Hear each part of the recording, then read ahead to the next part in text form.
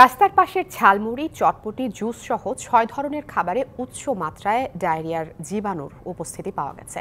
গবেষণা প্রতিবেদন প্রকাশ করে নিরাপদ খাদ্য কর্তৃপক্ষ জানিয়েছে, ইকোলাই এবং সালমোনেলা নামে দুটি ব্যাকটেরিয়ার অতিমাত্রার উপস্থিতি মিলেছে এসব খাবারে।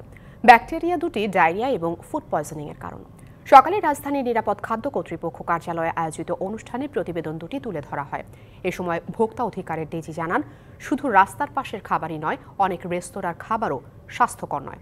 খাবার নিরাপদ করতে উৎপাদন থেকে শুরু করে বিপণন বিতরণ পুরো প্রক্রিয়া স্বাস্থ্যকর করতে হবে। আর তিনি আরও বলেন, নিরাপদ খাদ্য নিশ্চিতে ভোক্তাদেরও সচেতনতার অভাব রয়েছে।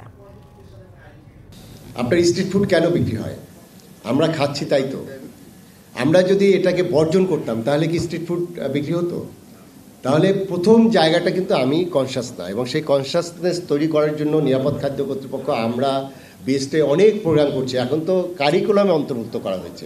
যতক্ষণে আমরা তাদেরকে এই অ্যাওয়ারনেস বিল্ড না করতে পারবো, ততক্ষণে কিন্তু এই জিনিসগুলো চলবে।